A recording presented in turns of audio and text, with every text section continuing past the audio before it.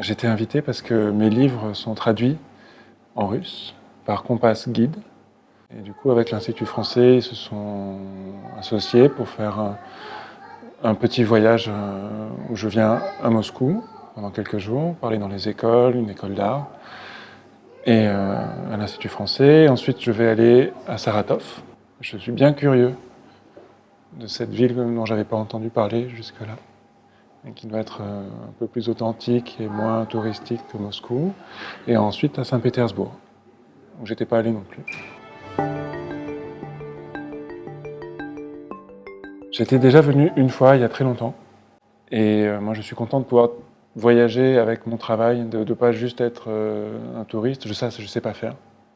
Je ne sais pas me faire un programme, je ne sais pas quoi aller visiter, mais quand je suis accueilli, que je vais voir des étudiants russes qui étudient le dessin, des enfants russes dans les écoles, j'ai l'impression d'être plus en contact avec les habitants et d'être dans le pays vraiment. Et j'aime beaucoup voyager comme ça. Ouais. Moi, j'étais un enfant qui boudait beaucoup dans les arbres. J'ai grandi dans les Hautes-Alpes, à la montagne, et j'étais assez solitaire. Et j'étais toujours déçu par la réalité, je crois. Et c'est peut-être pour ça que je dessine, parce que maintenant j'arrive à me faire un monde que je contrôle de début à la fin. Et j'étais assez solitaire et rêveur.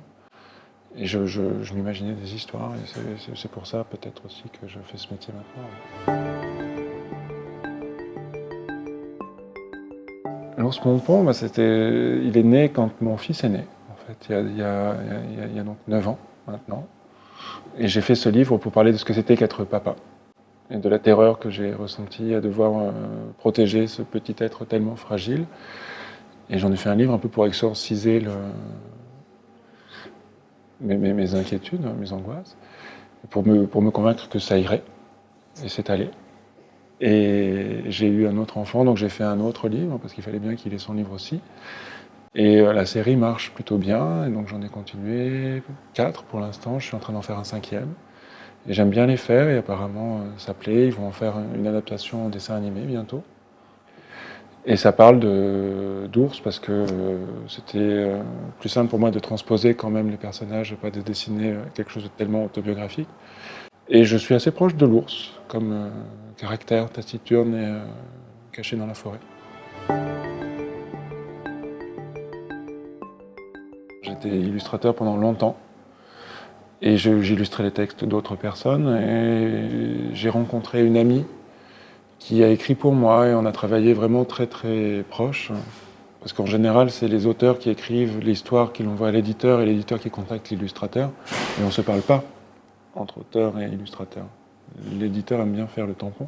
Là, on a travaillé ensemble à la même table, et j'ai pu vraiment apprendre ce que c'était qu'écrire une histoire, et avec le temps, j'ai pris confiance. Et comme j'ai réalisé que personne n'écrirait jamais les histoires que j'avais envie d'illustrer, il a bien fallu que je le fasse moi-même, et donc je me donne du mal. Je réfléchis, et j'essaye d'écrire tout seul mes histoires.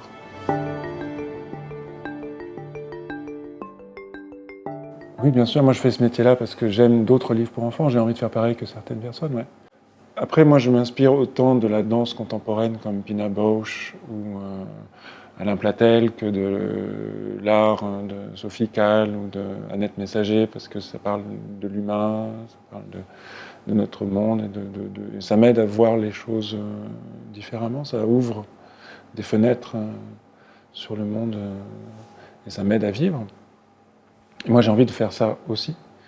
Et après, bien sûr, je m'inspire aussi d'autres illustrateurs, comme... moi, j'aime bien les auteurs-illustrateurs, en fait, plus que juste les illustrateurs ou illustratrices. Et j'aime beaucoup Kitty Krauter, qui est belge, mais qui fait des livres qui est édité en France. Et j'aime aussi beaucoup le travail de Beatrice Alemania, Delphine Durand. C'est quand même beaucoup de filles, ouais. Et Benoît Jacques, pour dire un garçon. Bah, moi, j'ai écrit un de mes livres où un petit garçon abandonne son lapin en m'inspirant assez directement de Crime et Châtiment de Dostoïevski. Je voulais quelque chose comme ça, que le lecteur enfant ressente la même chose que moi j'ai pu ressentir en lisant ce livre, en train de voir quelqu'un faire quelque chose de mal et on a envie de lui dire mais enfin, ne fais pas ça. Et je voulais que les enfants ressentent ça. Mais après, je connais assez peu les illustrateurs russes. Moi, j'aime beaucoup le dessin animé de Winnie l'ourson russe. Je ne sais plus comment, Winnie Pooh. Et des vieux dessins animés, Le hérisson dans la brume et des choses comme ça. Après, des peintres russes, bien sûr, André Roublev.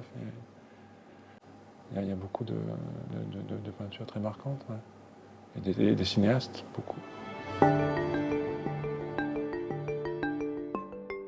Je veux faire une série télé, donc il y aura beaucoup d'épisodes, c'est beaucoup de travail, sur Pompons, toujours.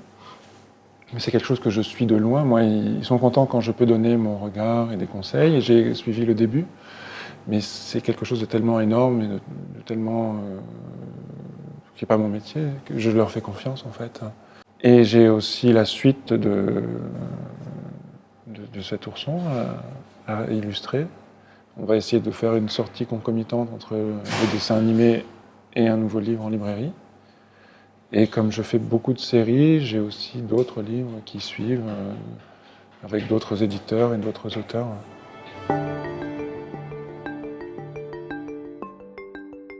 Avoir du temps. Des journées de 48 heures, ça serait bien. Du temps pour faire autre chose, hein, pour lire, pour me promener, pour m'occuper de mes enfants. J'essaye d'en prendre, hein, j'en prends, mais je suis toujours dans l'urgence. Hein. Ce que j'aimerais, c'est du temps. Ouais. Yannier Panemayo.